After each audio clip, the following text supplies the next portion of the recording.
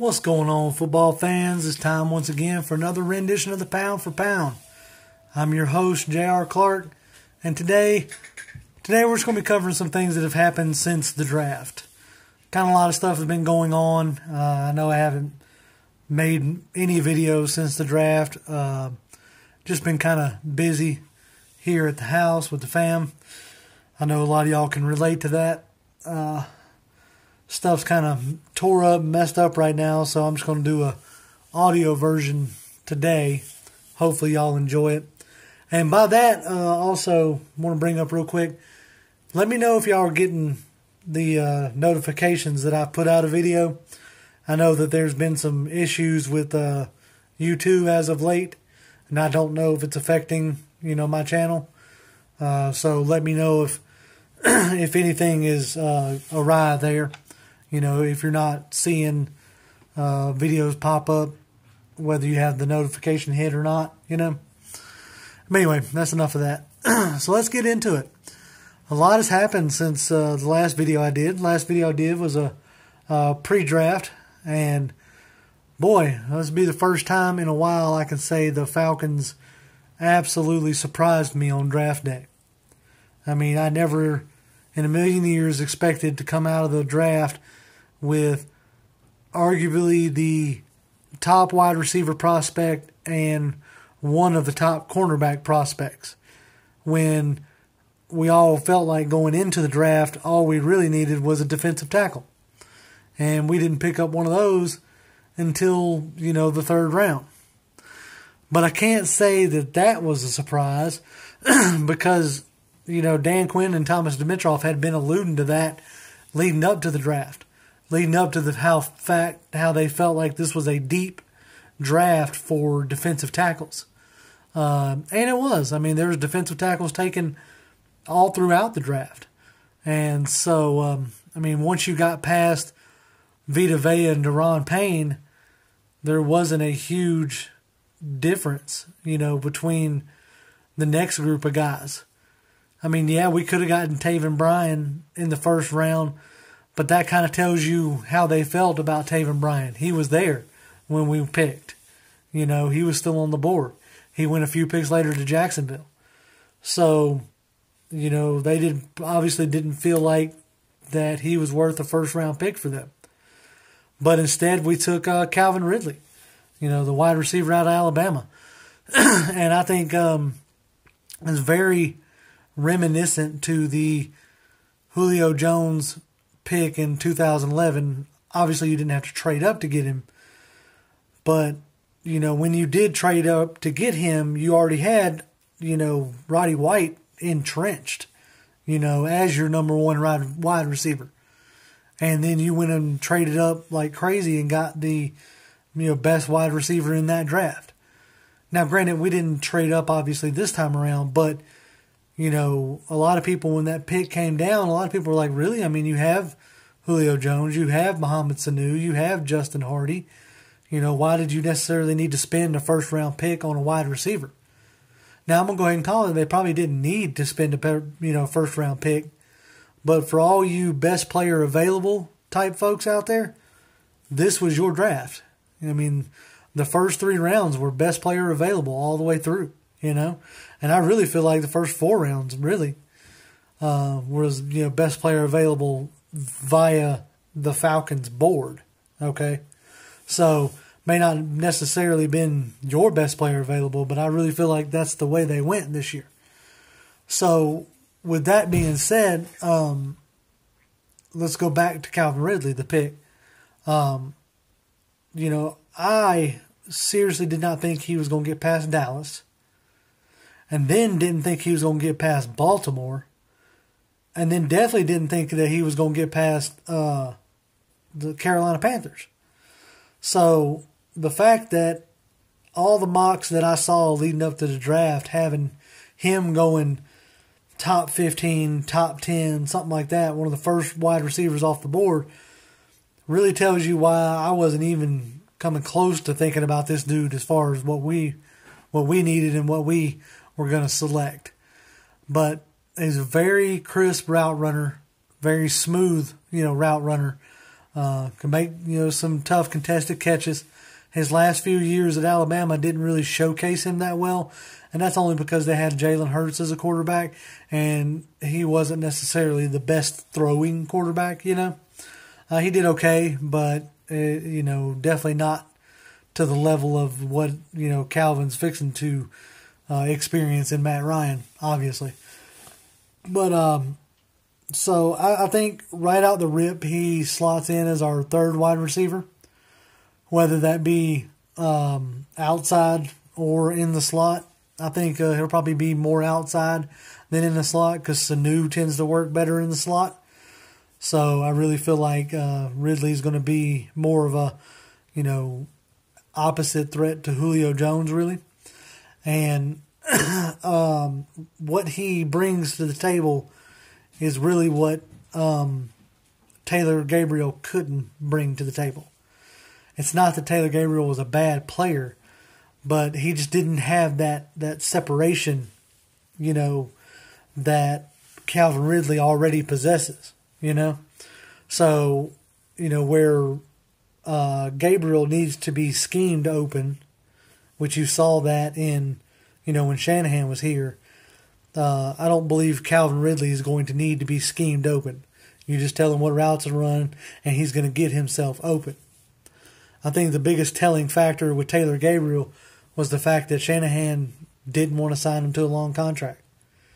Now, I'm not saying that they didn't make an offer, but I didn't hear any offers being made by San Francisco when he went to Chicago. So, that's kind of telling right there to me, anyway. Now, moving on for Calvin Ridley, in the second round, you had Isaiah Oliver. Now, Isaiah Oliver, I've seen a lot of stuff coming out after the draft that a lot of people considered him to be one of the top cornerback prospects in the draft altogether. And what this pick does is what Jalen Collins should have done, right? This gives you that length, that size that Dan Quinn covets, that Dan Quinn wants in his cornerbacks, or at least one of them. Now, he's not, shying away from Trufant, Alford, or whatever, because, they signed him while Dan Quinn was the head coach, So, obviously, he liked him and didn't want to move away from him. But now what this gives you, given that if Isaiah Oliver develops the way we think that he should in nickel packages, now your nickel package can be Trufant, Oliver, and Robert Alford, which is a far more deadly or more threatening cornerback package than, say, Brian Poole. And you can use Brian Poole, as a special teamer and as a, dime cornerback or a blitzing cornerback. You see what I'm saying? Brian Poole kind of lacks in coverage. Not greatly, but it was definitely on display more last year than the year before. So now you can bring in Brian Poole on, like I said, dime packages or bringing him into blitz or whatever.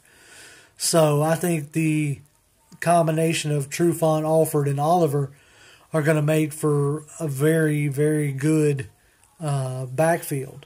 A very good cornerback group there. And having good corners, just like having a good defensive line helps out corners, having good corners help out defensive lines too. Okay, it's all this stuff works in unison. So and that guy Oliver, his wingspan is nuts.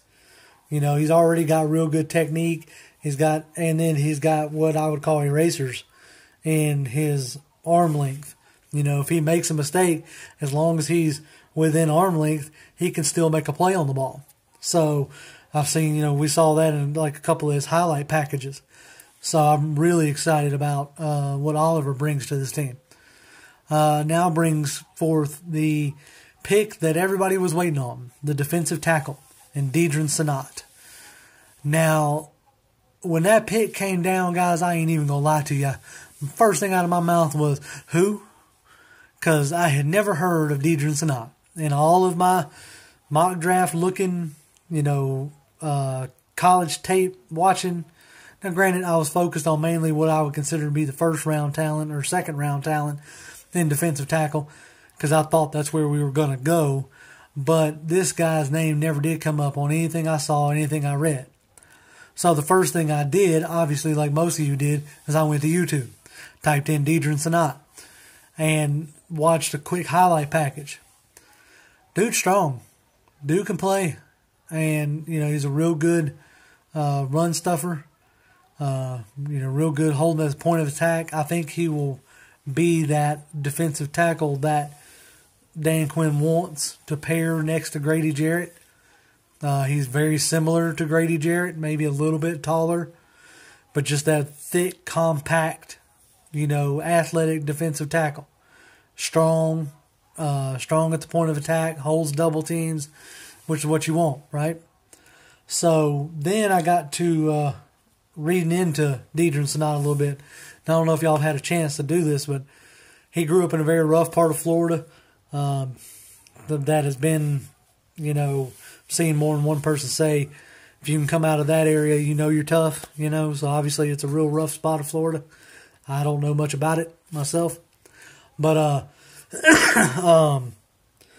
but it lost his mom at a real early age and then turned around and lost his dad. And during all that, also took care of his sister and his two nieces. So, character is definitely not a concern with this gentleman. With this guy, he is definitely stand up. And from what I understand, he had offers to go to schools all across the country in every different conference. He chose to stay at the University of South Florida because that was close to his family. And his family was very important to him. So I'm never going to fault the guy for wanting to stay close to his family to help take care of his, of his sister and his dad, who ended up passing away. So I'm not looking at the fact that he went to a small school as a knock, because he was recruited by every school, so to speak, by all the major conferences. So I definitely ain't going to take that as a knock against him there. Now, move on to the fourth round. You got Ito Smith, running back out of Southern Miss. Again, didn't know much about him, but you can definitely tell that the team is preparing, no matter what they say, to eventually lose Tevin Coleman. Whether they have the money to give him or not, Coleman may want to be a lead back somewhere. He may want the opportunity to be the guy, to be the man. And as long as Devontae's here, he knows that he's not going to be the man. He's going to be, 1B to Devontae's 1A. So, money aside or not, Coleman may still leave. Now, granted, Coleman may stay. I don't know. I can't say. You don't know what his market's really going to be. But this kid, Ito Smith, is a hard runner. He's built a lot like Devontae. You can definitely tell that they're trying to find a better serviceable third back. Teron Ward did okay, but they wanted a little bit more spark out of that third back just for for this year, and potentially step into a second back role if they do lose Coleman. Guy's got a lot of miles on him. He was pretty much Southern Miss's offense, but hopefully he's still got some tread left on the tire, so to speak, and isn't worn down too much already. That's the only thing I kind of worry about there. But should be able to come in to contribute, I would say, right away. It's almost a guarantee that Coleman and or Freeman are going to miss some time. They tend to always do. Running backs tend to miss a game or two here or there. It's just the nature of the business, So I think they got a guy who they feel like isn't going to be much of a drop off from Freeman and Coleman. Now, didn't have a fifth rounder and the 2 sixth rounders we traded the 2 sevenths to get back up into the sixth to get some special teams guys.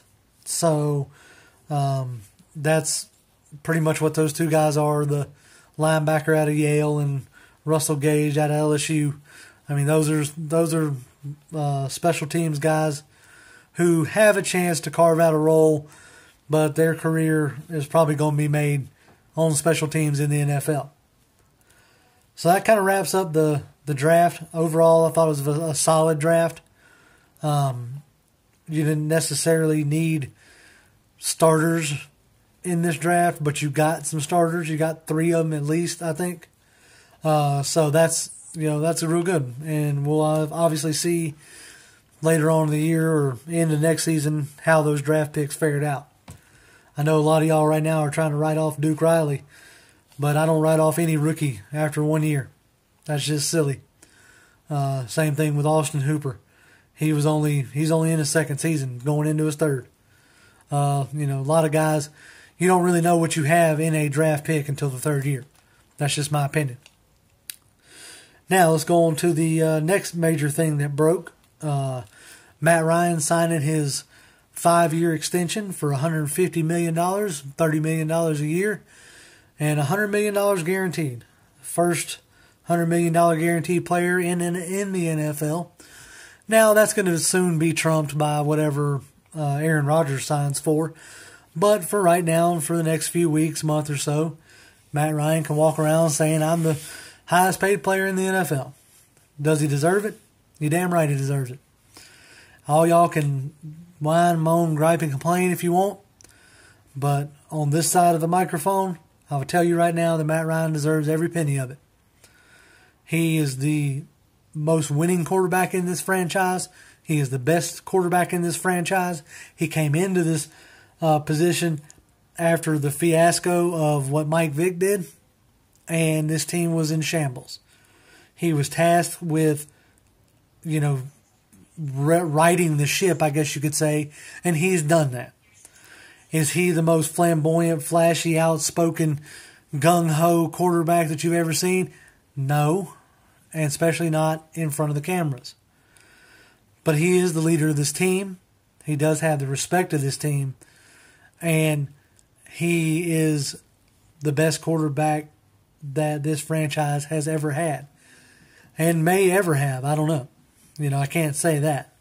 But I will say that, Matt Ryan deserves every penny that he has gotten. And if you think this is going to hamstring the team, you really need to look at how this thing is structured.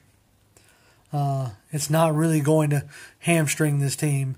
What may end up hamstringing this team is if the rest of the players continue to ball out. You see what I'm saying?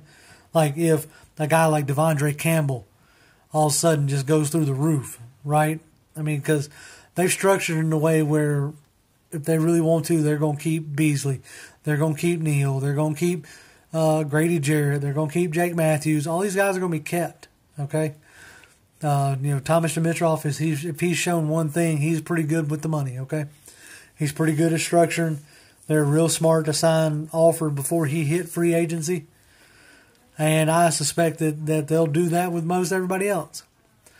Depending on the development of Calvin Ridley, who you may end up losing after next year, is Sanu, maybe. And that just depends, The salary cap has gone up every year for the past 5-6 years and doesn't seem to slow down now, especially if this whole ruling that came down today with the legalized sports betting. The game, the NFL and all them, they can cry, talk about the sanctimony of the game, but all that's going to do is end up driving up their revenue once they figure out how to get their cut out of it. So don't let them fool you on that. Then as soon as they figure out how they get their cut, it's just going to be even more money. So the cap goes up every year, and with the way they got this, Matt Ryan's deal structured, I think I don't think it's going to hamstring this team. And they've already shown that they can build around, a high-paying quarterback. That's what they've already done, okay? They built this team around a high-paying quarterback. So that's what the market demands. That's where it's set. I just ask that y'all take your feelings out of it, I guess, and set your love for this guy, for Vic, or your hate for Ryan aside, and just look at the pure logic of the situation. Of course he got that much money. You're not the MVP of the league without getting that much money. And if y'all are crying now, you're just going to real cry when Cam Newton gets his deal. And he ain't half the quarterback of our quarterback. Just my humble opinion. So, last bit of little news, I guess you could say, is on Friday, the Falcons signed Terrell McClain, defensive tackle, formerly of the Dallas Cowboys and formerly of the Washington Redskins. Solid D-tackle signing. Everybody's going to look at his Redskin years and say, or his Redskin year and be like, well, they cut him after 1 year. Well, he's not really suited for a 3-4 defensive end, which is what they were trying to play him as. He's more suited as a 3-4 defensive tackle. I mean, a 4-3 defensive tackle, which is what he played in Dallas, who subsequently wanted him back. You know, obviously they couldn't get the numbers right, and so, you know, we paid him 1 year, $4 million deal, which is a good, you know, tryout, so to speak. I say tryout. He's still relatively young. I think he's 29. So if he works out, he may sign another, you know, short-term 2-3 year deal at the end of this year, kind of like what they did with Poe. I think Poe was just wanting too much money. I believe what they paid McClain was what they're willing to pay Poe, maybe a little more for Poe, but they definitely wasn't willing to come off $10 million a year. So that's where I'm at on this. Kind of wraps us up for the past, you know, past few weeks since the draft concluded.